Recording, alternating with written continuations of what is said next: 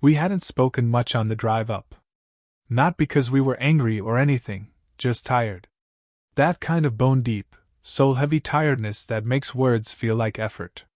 Mia stared out the passenger window, her fingers curled loosely in her lap, the light of the setting sun painting her skin with soft gold.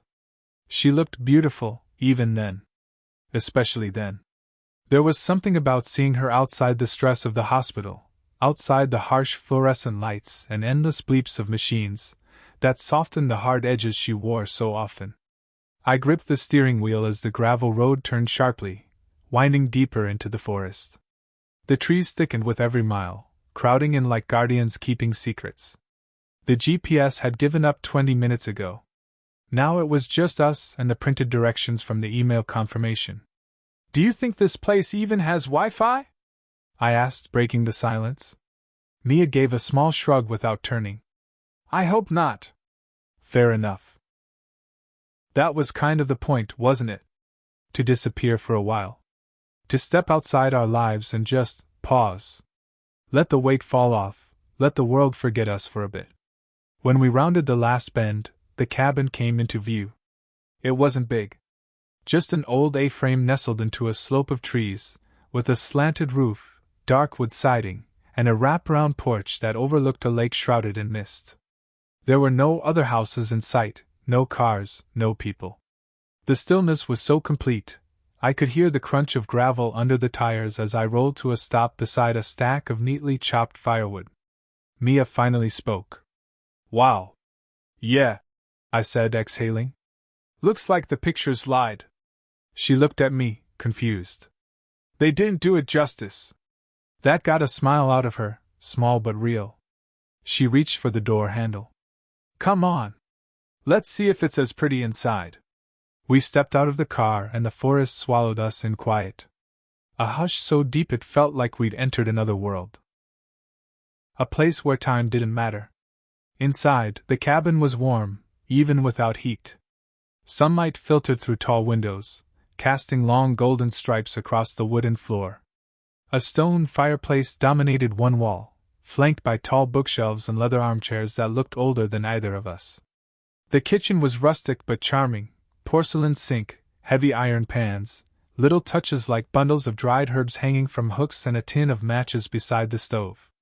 A small table by the window held a guest book, handwritten entries dating back decades. Some were full of praise. "Best weekend of our lives!" Others were strange, rambling, poetic things. She visited again. Her eyes were softer this time.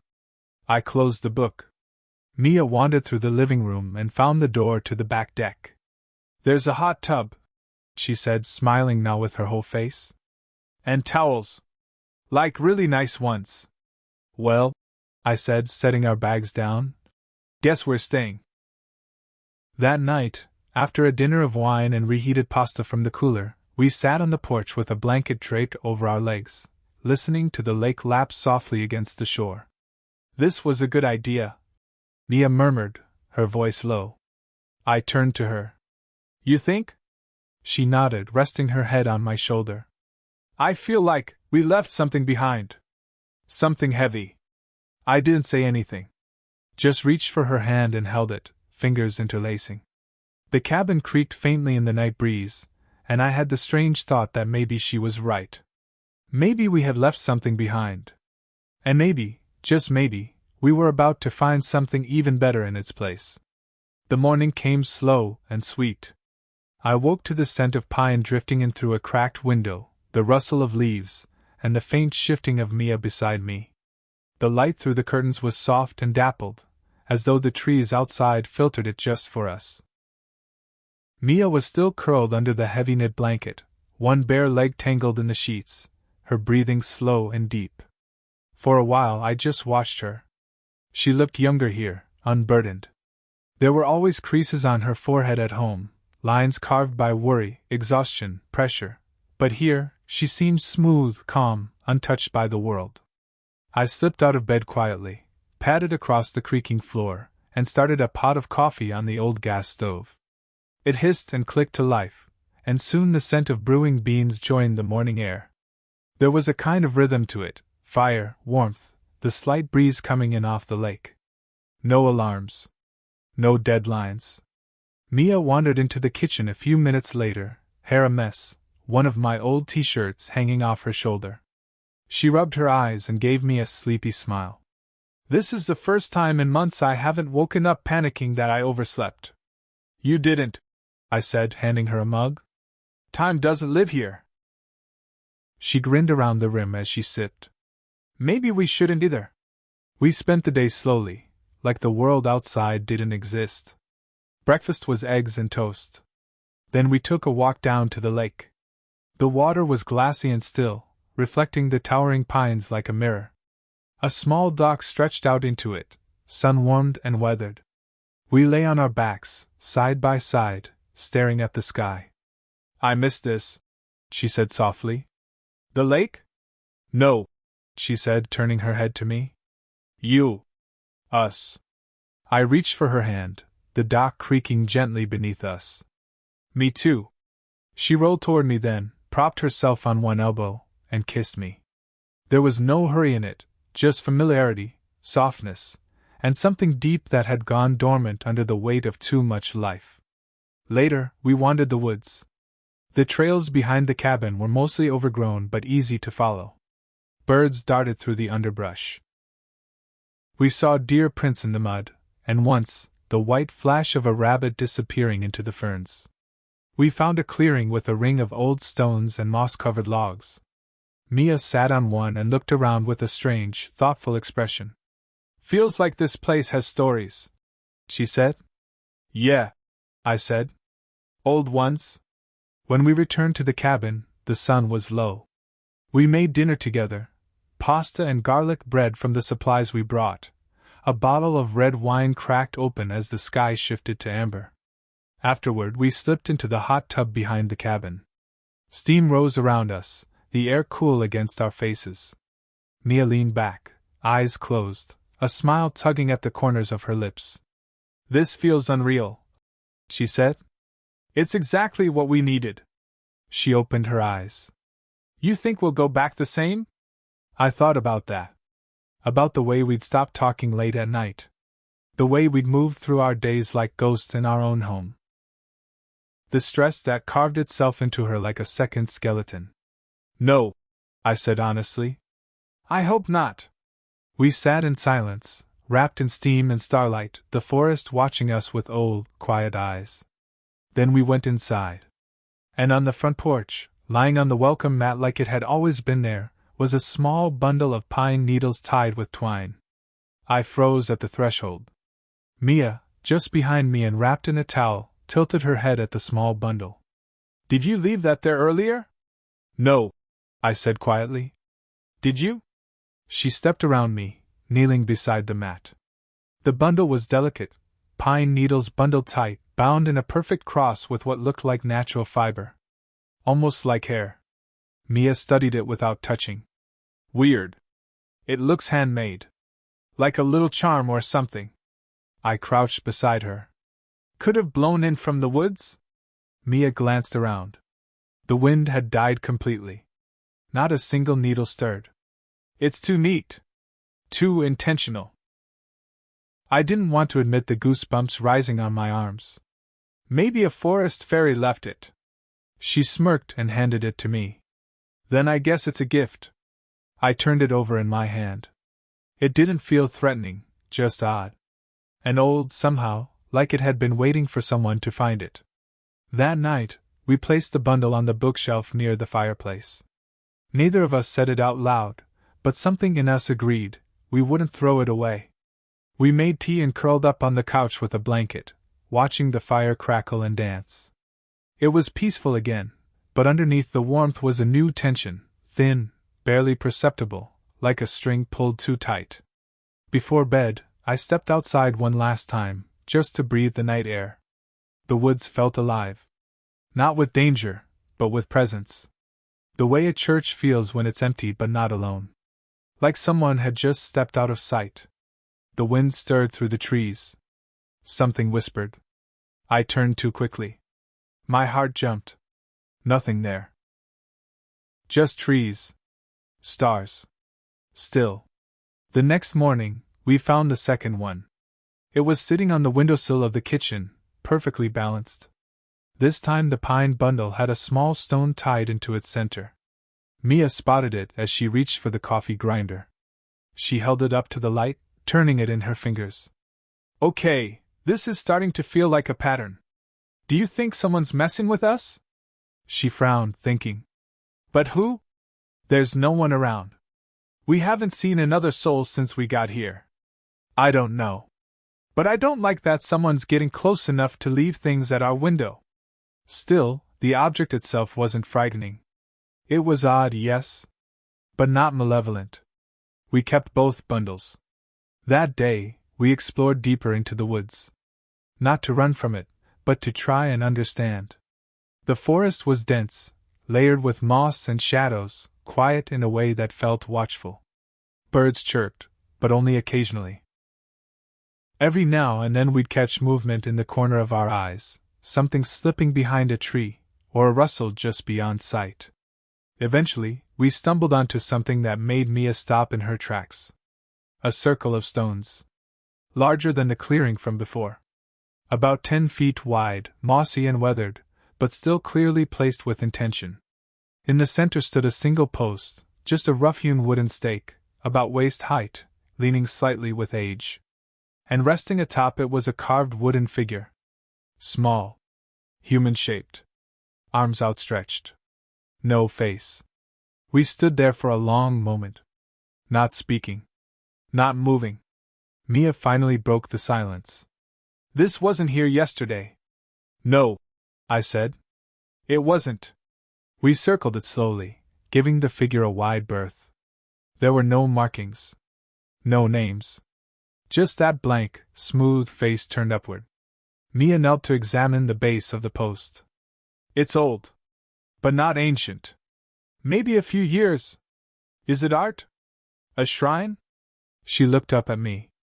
Maybe both. I took a photo on my phone.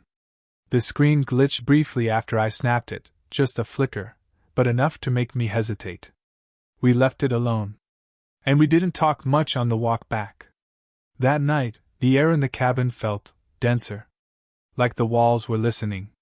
We didn't light a fire. We didn't sit on the porch. We cooked dinner quietly and ate while watching the flicker of battery-powered lanterns we'd found in a drawer. The power worked fine, but neither of us reached for the light switches. Something had changed.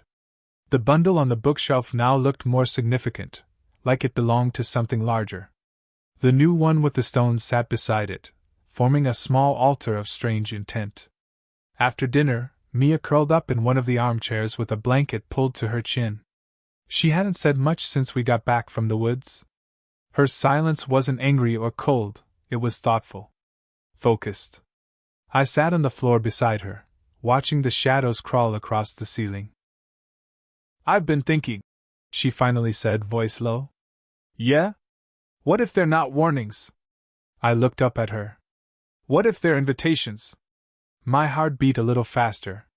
Invitations to what? She stared into the dark room. To listen? To pay attention? I frowned. To what? To whatever's here. That night she pulled the covers over us and pressed close, colder than usual. We fell asleep holding each other, the bundle of pine and stone watching us from across the room like a totem. The next morning, something changed in me. I woke with the sense that something had happened while I slept. Not a dream, something real. Like I'd left the room and done something my waking mind couldn't remember. Mia was already up, her side of the bed cold. I followed the sound of her voice to the back deck. She was on the phone, her voice low and measured. She ended the call just as I stepped outside.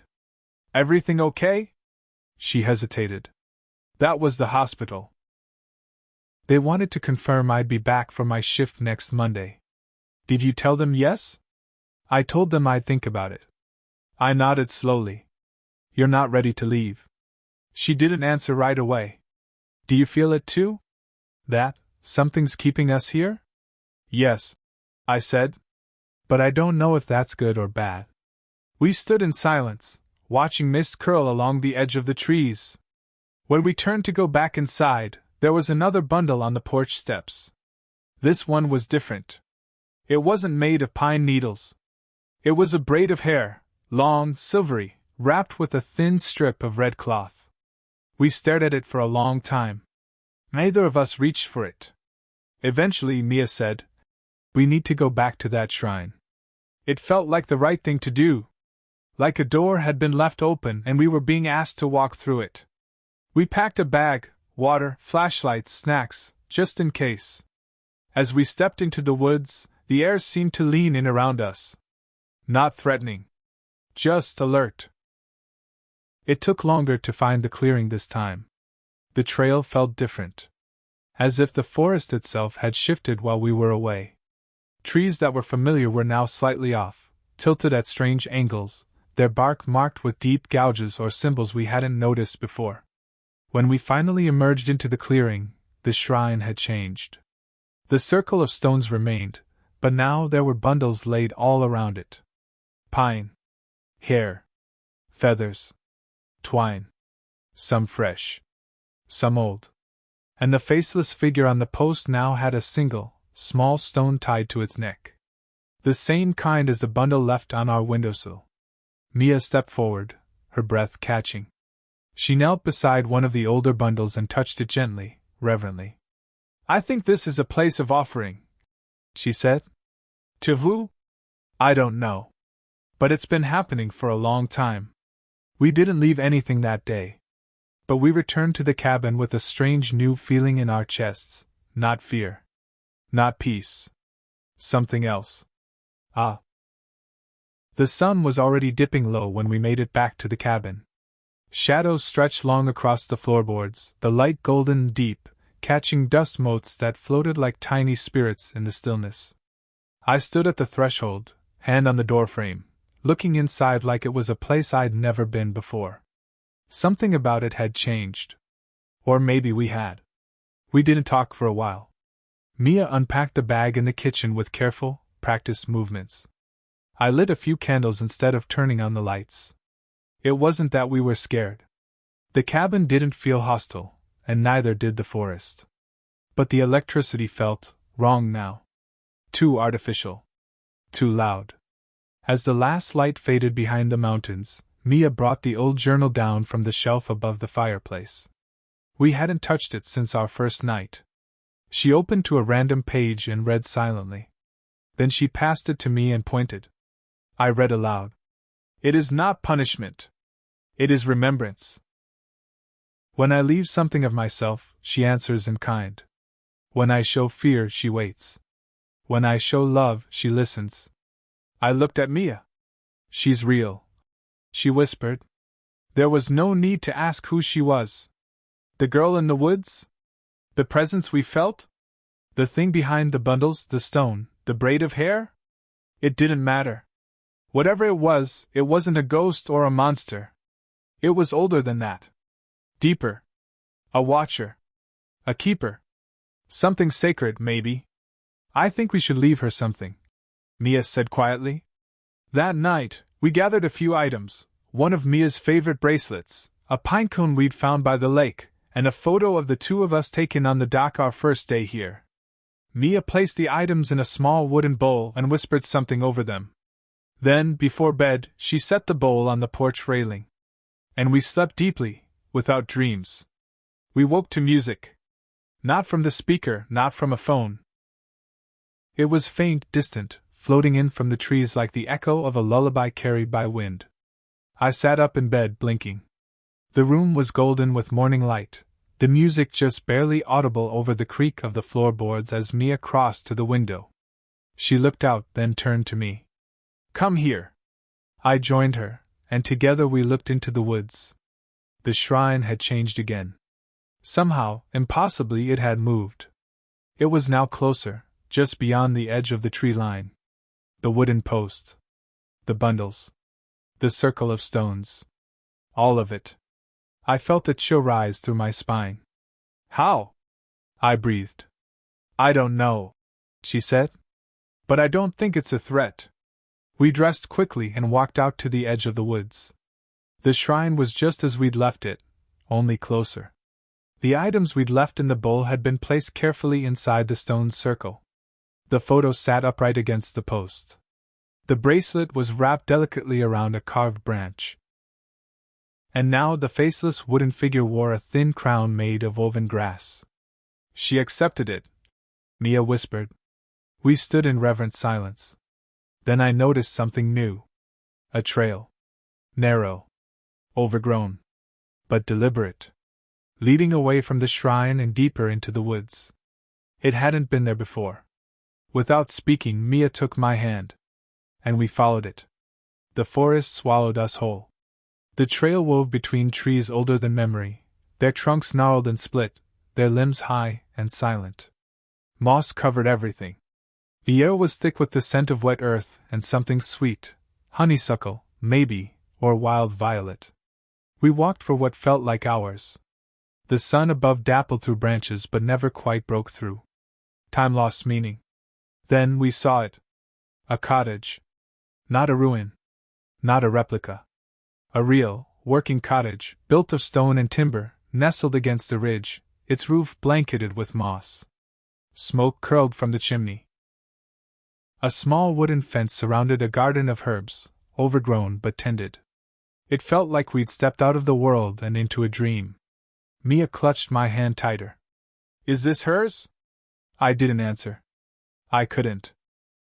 We approached slowly. The door was slightly ajar. Inside, it was warm and dim. A single candle burned on a table. The walls were lined with shelves full of jars, feathers, dried plants, bones. There were carvings everywhere, wooden faces, some smiling, some stern. Bundles hung from the rafters. And on the back wall, painted in faded ochre, was a mural. A girl standing in the woods. Eyes pale blue.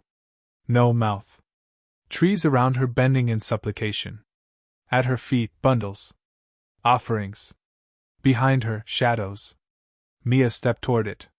She's not alone. No, I whispered. She never was. And then we heard it. Footsteps, soft and light, outside the door. We turned as one. And in the doorway stood the girl. Older now. Maybe 14. Eyes like glass. And she smiled. She stood there without speaking, without fear. Her eyes, those glass-like, ancient eyes, met Mia's first. Then mine. She stepped inside slowly, her bare feet making no sound against the wood. There was something ceremonial about her movements, like each step carried meaning. Reverence. She approached the mural and placed her hand gently against the image of herself. Then turned toward us and tilted her head, waiting. Mia's voice broke the silence, soft and respectful. This place, it's yours, isn't it? The girl didn't nod. She didn't shake her head. But something in the stillness confirmed it. I took a careful breath. Why show us this? Again, no words. But she stepped to the side, toward a low wooden shelf. On it sat dozens of small carved figures. All unique. All faceless. All worn by time. She picked one up and offered it to me. My fingers trembled as I took it. It was unmistakable. It wore a tiny carved ring around one finger. My ring. The one I always wore, with a small dent on the edge from the day I dropped it under a subway grate in Chicago. This carving was me. Mia stepped forward and scanned the shelf. Her breath caught. She reached out slowly and lifted another figure, smaller, more delicate, with long carved hair and a single necklace etched into the wood. Her necklace. The one her mother gave her before she died. We stood there holding tiny versions of ourselves in our palms, carved by someone, or something, that knew us. Mia looked at the girl. Are we meant to stay here? A long moment passed. Then the girl stepped forward and gently pressed her hand to Mia's chest. Then mine. And suddenly I felt it. A thrum, like a second heartbeat. A deep, low frequency that resonated in my bones. Not fear. Not danger. Belonging.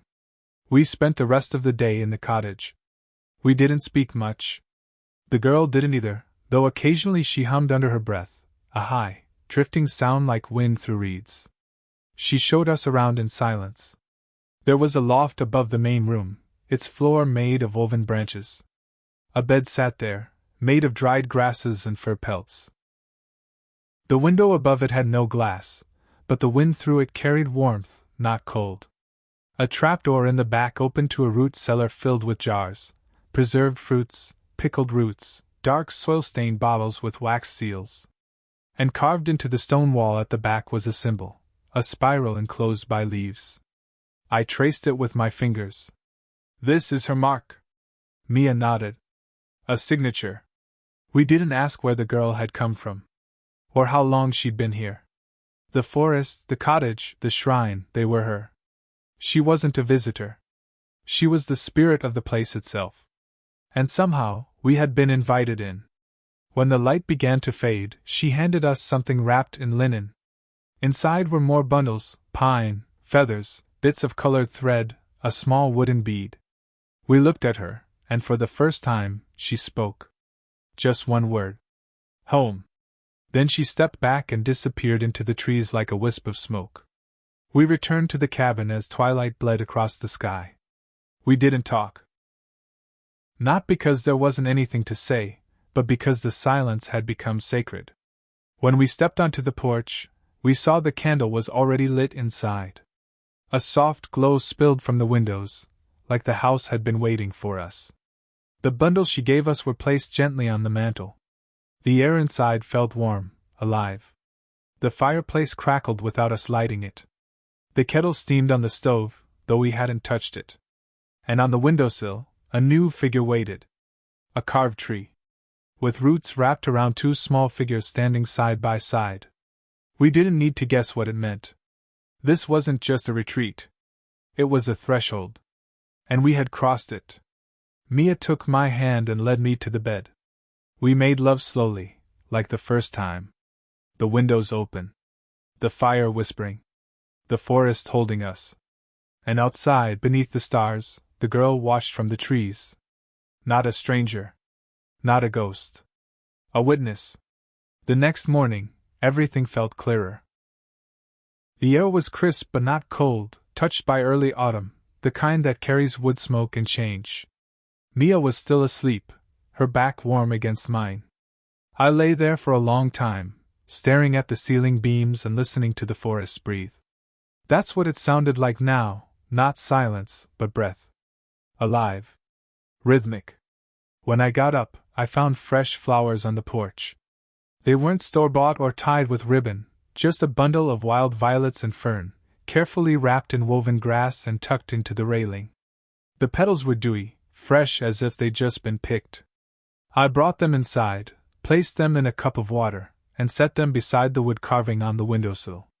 That's when I noticed something else. Our carved figures, the ones from the girl's cottage, had been moved. Now they stood at the base of the wooden tree carving, tucked gently between the roots. Mia appeared behind me, arms around my waist. "They're building something." "Yeah," I said. "A story." Her voice was soft. "Ours." We had breakfast in silence, broken only by occasional glances and quiet smiles. Everything that had weighed on us back in the city, work stress, expectations, the dull ache of routine, felt like it had been scraped clean from our bones. Later that afternoon, we went back to the lake. The air shimmered off the surface in the warm light, and the dock was just as we left it days ago, only now, a small object sat in the center of it. From a distance, I thought it was a rock or a shell. But when we stepped closer, we saw what it really was. A key. Old and iron. Its teeth worn smooth by time. We both stared at it, unsure what it meant. "Is it for the cottage?" Mia asked. I shook my head slowly. "No. I think it's for here." We searched the cabin that night. Every drawer. Every cupboard. Even under the floorboards in the bedroom, which turned out to be hollowed in places. But there was no lock. No hidden door. Nothing the key clearly belonged to. It wasn't until just after midnight that we found it. Mia was brushing her hair in the bedroom when she called for me. Her voice wasn't panicked, just hushed. Odd. I came quickly, expecting maybe another bundle, or another carving.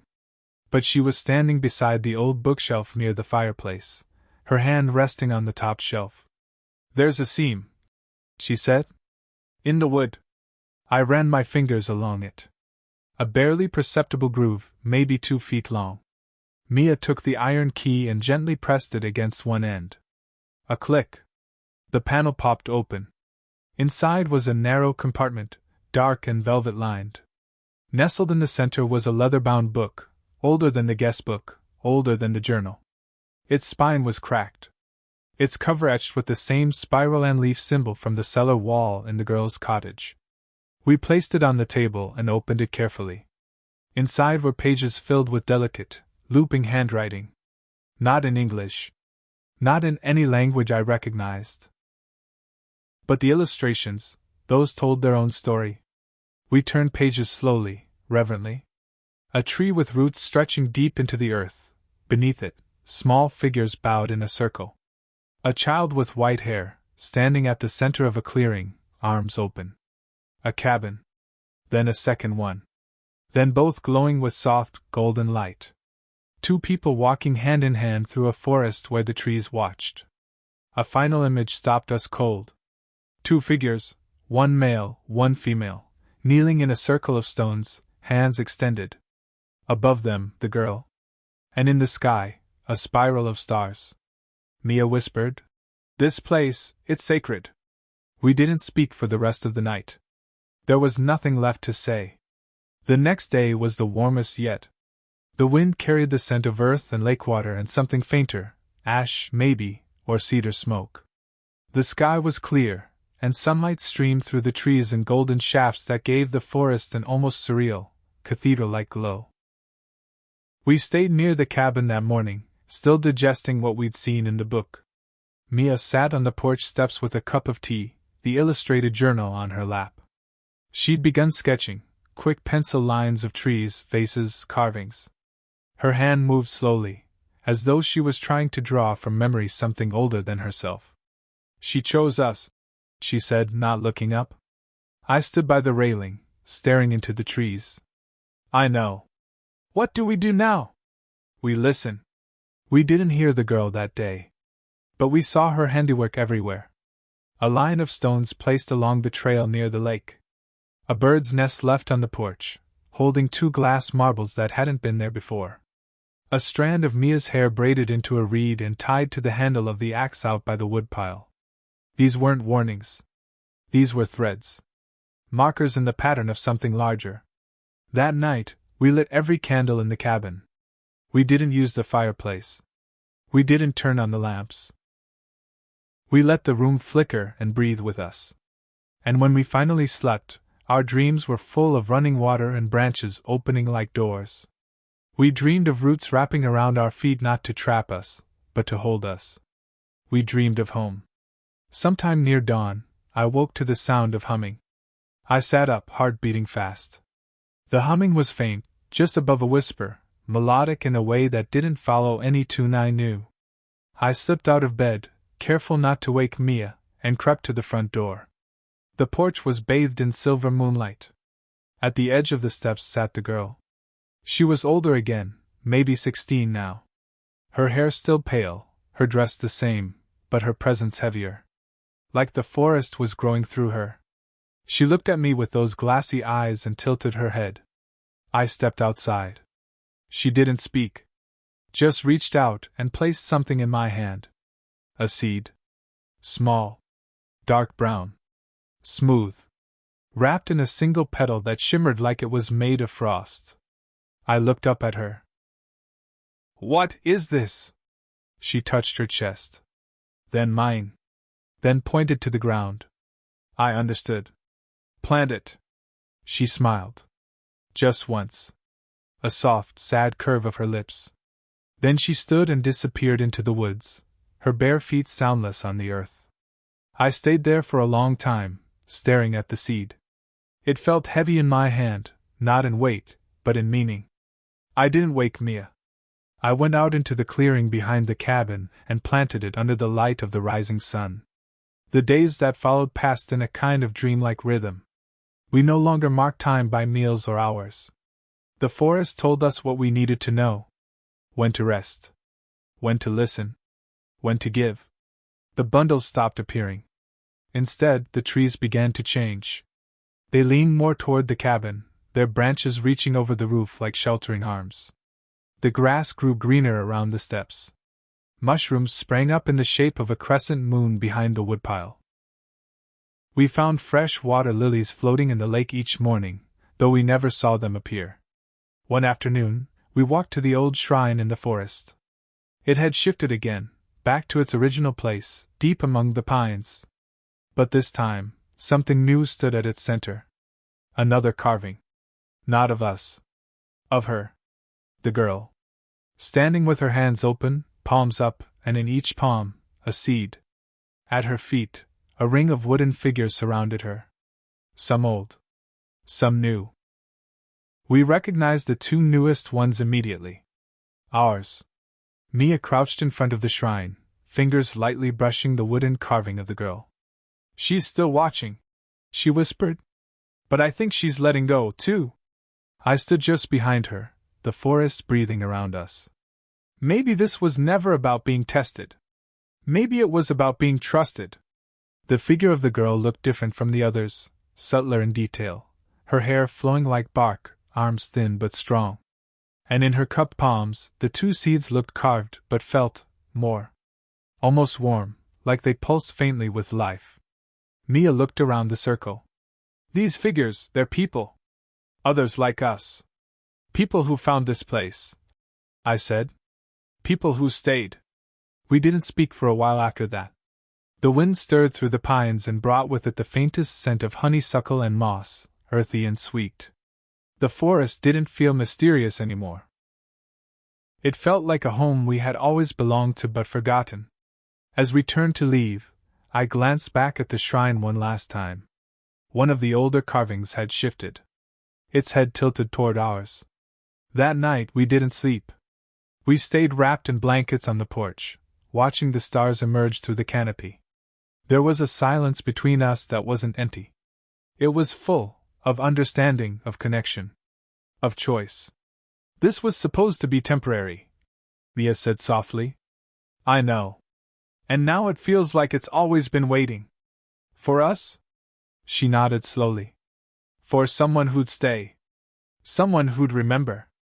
The forest flickered with fireflies, their golden pulses echoing the rhythm of our breath. Somewhere nearby, an owl called once, low and deep, like a bell in the dark. "I don't miss the city," I said after a while. "Not even a little." She smiled. "Me either." We fell asleep leaning against each other, under the stars, no doors between us and the wild. And when we woke in the soft blue of dawn, something had changed again. The seed I planted had sprouted. Just a tiny green shoot poking from the earth. But its leaves shimmered faintly, almost translucent. Almost glowing. Seasons began to change. We stayed. Not out of obligation or fear, but because the idea of leaving had become absurd. Where would we go that was better than this? A world of deadlines, dull air, concrete, and noise? Of fluorescent lights and sleepless nights? Here time moved in cycles, not schedules. We learned to live differently. We bartered work for rest. We harvested herbs and roots and wild greens. We tended to the land with care, and the land gave back in kind. And sometimes the girl returned. Never long. Never with words. But she'd stand at the edge of the trees, older each time, as though time treated her differently than us. We never asked her to stay. She was part of something bigger, older. She wasn't meant to be held. Once she brought us a tiny bird with a broken wing. Mia cared for it until it healed. When we released it into the air weeks later, it circled the cabin 3 times before flying off toward the lake. Sometimes, we'd find new carvings on our windowsill. Small ones. Once, it was a baby fox. Another time, it was a bird with 2 heads. Then one day, there was a new pair of figures. A man. And a woman. Holding hands. And between them, a third, smaller. A child. Mia stared at the carving for a long time. She held it in both hands, running her fingers over the tiny notches and curves. Then she looked up at me, eyes wide and soft. "I haven't taken a test since college," she said with a weak laugh. I stepped closer. "That's not a test." "No," she whispered. "It's a truth. We didn't plan it. It wasn't some conversation we had made concrete. But we both knew. Something was growing, not just between us, not just under the soil, but inside her. And the forest knew before we did." The pregnancy was peaceful. No hospitals. No check-ins. No strangers pressing on her stomach under fluorescent lights. We were alone, but never isolated. The girl began appearing more often. Not every day. But always when we needed her. Sometimes she left us things, berries, feathers, small pouches of herbs wrapped in cloth. Sometimes she just watched from the trees with that same stillness. The forest helped. It cradled us, as though it too had become part of the birth. The carved figures on the mantel multiplied, not by our hand. Some appeared overnight. Some shifted positions without us noticing. When Mia's contractions began, the fire lit itself. The bed was already warm. The wind went still. And the girl waited just outside. He was born just before sunrise. The first rays of light spilling through the trees fell across his face like a blessing. He didn't cry. He looked up at us, eyes wide, calm, and blinked once. Mia wept quietly, holding him to her chest, her fingers trembling. The girl stepped forward and placed a carved seed at the foot of the bed. Then she turned and vanished into the trees without a word. We named him Rowan. Like the tree. Rowan grew faster than we expected. Not in size, he was small, delicate, with dark hair like mine and eyes that changed shade with the season, but in awareness. He hardly fussed. He watched the forest with quiet fascination. He stared at the sky as if it were telling him stories. By the time he was walking, he already knew things we hadn't taught him. He could find herbs we'd never shown him. He'd toddle off into the trees, and we'd find him sitting patiently beside deer that didn't startle, or humming the girl's melody to a line of ants on a log. Sometimes, we'd wake in the morning to find him sitting cross-legged on the porch steps, speaking in low murmurs to nothing we could see. Once, I asked him who he was talking to. He looked up at me and said simply, "The roots." Years passed. But they didn't pass the way they did in the world we left behind. The forest taught us that time was not a straight line. It was a spiral, looping through seasons and stories, each return deeper than the last. The seed I had planted beneath the rising sun had grown into a tree. Not large, but vibrant, its bark shimmered faintly at dusk, and its leaves changed color with mood, not season. Rowan called it motherwood. He would sit beneath it for hours, drawing symbols in the dirt with sticks, listening for voices we couldn't hear. Mia taught him how to tend the garden, how to read the old books, how to recognize animal tracks in the mud. I taught him how to build, how to whittle, how to move quietly through the forest without disturbing its breath. But the forest taught him everything else. One morning, we found another carving on the mantel. Not left like the others. This one was unfinished. A figure kneeling, head bowed, hands empty. Its face was blank, like all the rest.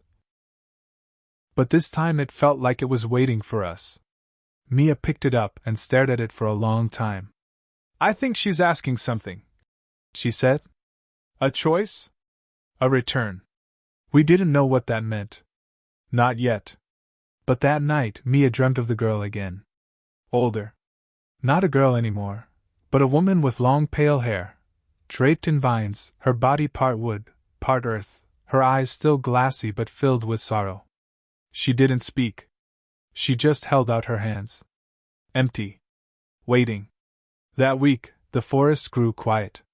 Too quiet. No birds. No bundles. No movement in the trees. Even the wind held its breath. We felt the shift like a pressure on our chests, something unfinished, unresolved. Something asking to be remembered. Rowan sensed it too. He became restless, pacing the garden paths, sitting under the motherwood tree with furrowed brows, muttering. "I think she's leaving," he said one night, out of nowhere.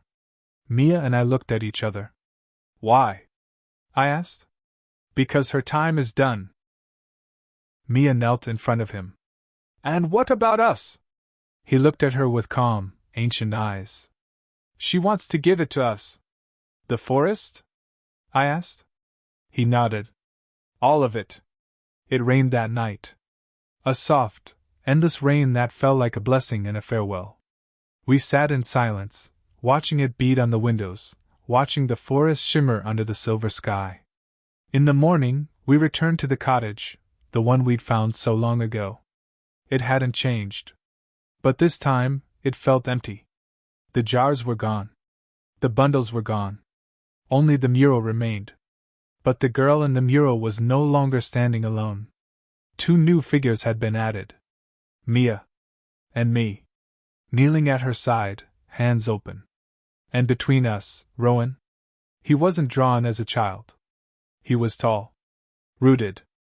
Eyes open and glowing. A new guardian. We never saw the girl again. Not as she was. But her presence never left.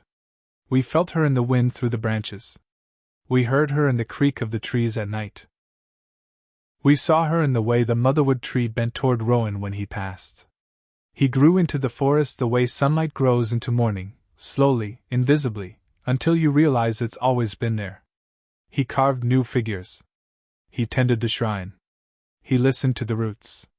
And when others came, wandering, lost, hearts heavy, he knew which ones to welcome. He showed them the trail. He gave them the seed. He watched. As she once did. We booked a cabin to escape. To rest. To forget. But the forest remembered us. And it gave us more than peace. It gave us a path. It gave us a home. And when the time came, we gave it ourselves in return. Now, when the wind moves through the trees just right, we hear her laugh. Not far. Not gone. Just beneath the soil. Watching. Waiting. Welcoming.